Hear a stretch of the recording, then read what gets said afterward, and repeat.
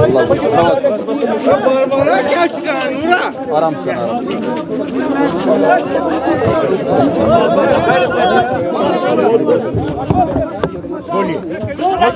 साहब show you thank you sir. यार इधर हटो ना, इधर हटो ना। ओ यार ये नीचे करो यार, नीचे करो, नीचे करो। Hello hello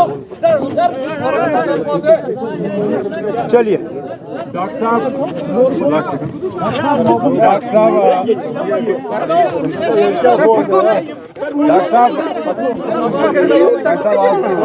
Srinagar Lok Sabha seat के लिए चुनाव हो रहा है और पहली बार अब देखने को मिल रहा है कि पोल बाइकआउट या वायलेंस नहीं हुई है, तो इस वक्त आपकी क्या सेंटिमेंट है?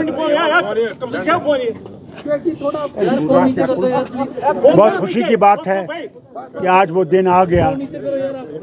2014 में वोट नहीं दे सका क्योंकि मैं अस्पताल में था विलायत में, मगर अल्लाह का शुक्र है कि आज पार्लियामेंट्री इलेक्शन में मैं आपके पास खड़ा हूँ।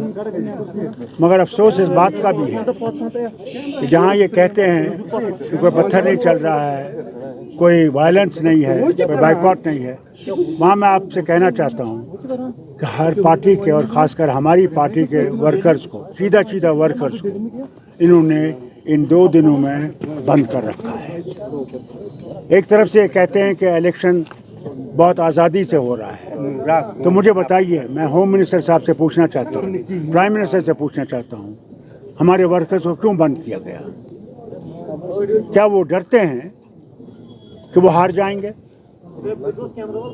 और वो ज़रूर हारेंगे, इंशाल्लाह हारेंगे यहाँ। लेकिन प्रधानमंत्री कह रहे हैं कि हम कामदार है, बाकी नामदार है। आप छोड़ दीजिए ना, वो क्या कह रहे हैं? वो कह रहे हैं, वो कहने दीजिए। हमने तो नाम दे के, बाकियों ने तो चलिए सिर्फ इल्ज़ाम लगाया।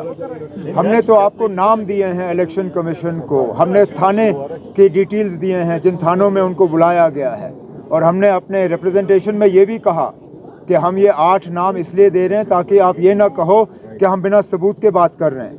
ये एक एग्जॉस्टिव लिस्ट नहीं था, it was an indicative list, it was to show that जो हम कह रहे हैं हम ऐसे हवा में बात नहीं कर रहे हैं। अब इंतज़ामिया की तरफ से ये फिर जवाब आया कि ये जी ऐसे ही बेबुनियाद इल्ज़ाम लगा रहे हैं, लेकिन हमने तो नाम दे के आपको कहा, हमने थाने के डिटेल्स दिए, उस चीज़ का तो आप जवाब दे नहीं सके। हमने किसी एक पुलिस के अफसर के खिलाफ कोई इल्ज़ाम नहीं लगाया, हमने कहा कि ये इंतज़ामिया की तरफ से हो रहा है। और लगातार बहुत सी कॉन्स्टिट्यूंसीज से जो है ये रिपोर्टें आई, यहाँ तक कि मेरे जो पोलिंग एजेंट्स और बाकी थे वो इतने डरे हुए थे रात को कि उनको पता नहीं कहाँ बुला के बंद किया जाएगा। कई सारे तो या तो दोस्तों या रिश्तेदारों के घर में सोए, कुछ तो उनमें से ऐसे हैं जो अपनी गाड़ियों में सोए थे रात को, वो घर वापस नहीं गए। अगर यही इनका आज़ादाना तरीका इलेक्शन है तो फिर ये अपने घर में रखें इसको। डॉक्टर साहब, आपका एक देरीना तजुर्बा है, ये चीज़ें आपने पहले भी देखी है। जो कल नेशनल कॉन्फ्रेंस का एक स्टेटमेंट आया था, अगर इलेक्शन कराना ही नहीं था फिर तो पहले ही क्लियर कर दे कि किनको जिताना है। यही तो मुसीबत है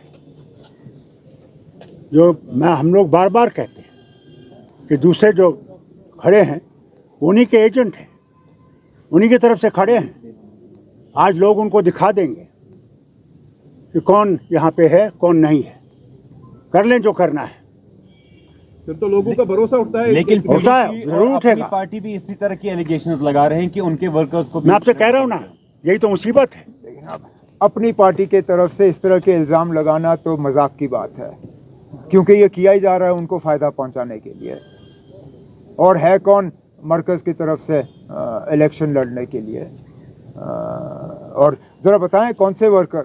मैं फिर ये बात दोहराता हूँ ना, हमने तो कम से कम आपको नाम दिए, थानों के डिटेल्स दिए, वो ज़रा बताएं कौन है और किस थाने में लिया गया। अब चलिए, जो हुआ सो हुआ, रात गई बात गई, आज नया दिन है। अब उम्मीद करते हैं कि हमारे वर्करों को इस तरह तंग नहीं किया जाएगा। आज हम पोलिंग बूथ के बाहर खड़े हैं, हमने अपने वोट का इस्तेमाल किया। हमारे साथ 2 फर्स्ट टाइम वोटर हैं जो पहली मर्तबा वोट डाल रहे हैं। ये पहली बार है कि हमारी फैमिली की 3 पीढ़ियाँ जो हैं एक साथ वोट डालने आए। मैं यही उम्मीद करूँगा कि बाकी जगहों में भी इसी तरह अपने जमहूरी हक़ का जो है वोटर इस्तेमाल करें।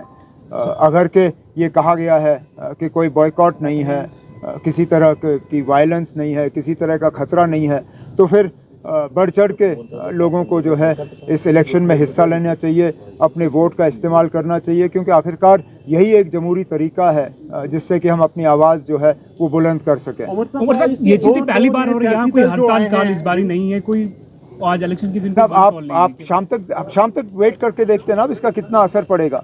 आप कहते हैं कि कोई बॉयकॉट कॉल नहीं है, ठीक है ना, अब नहीं है तो इसका वोटरों पे कितना असर पड़ेगा।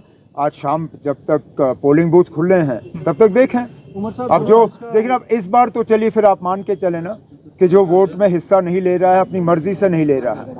अब कितने वोटर जो हैं पुलवामा ज़िले में शुपियाँ असेंबली हल्के से श्रीनगर से जो हैं कितने वोटर अपने वोट का इस्तेमाल करते हैं, उसके लिए हमें वेट करना पड़ेगा। मेरी तो सबसे मोतबाना गुजारिश यही होगी कि वो इस मौके को गंवाएं ना, इस मौके का वो इस्तेमाल करें, क्योंकि मैं बार बार ये कहता हूँ जमहूरियत में यही एक तरीका है जिससे कि हम अपनी आवाज़ जो है वो बुलंद कर सकें। बहुत सी ऐसी बातें हैं जो हो चुकी हैं जिनके बारे में वोटरों को अपनी राय जो है वो देनी होगी और ये एक तरीका है। मैं कैसे कह सकता हूँ क्या कन्वे करेगा, वो तो रिजल्ट कन्वे करेगा ना। मैं तो ये कहूँगा कि अगर नेशनल कॉन्फ्रेंस के लिए वोट आया, क्योंकि हमने तो बार बार इस इलेक्शन में 5 अगस्त 2019 के हवाले से बात की, 370 को यहाँ से हटाने की बात की, जो हमारे साथ पिछले 5 साल में जो नाइंसाफ़ियाँ हुई हैं उसका हमने जिक्र किया है। जाहिर सी बात है इंशाल्लाह जब नेशनल कॉन्फ्रेंस के उम्मीदवार जीतेंगे तो अक्सर बेशतर वोटरों की भी यही राय होगी जो हमारी है। लेकिन ये सवाल आप मुझसे तब पूछिए जब 4 जून को नतीजे होंगे।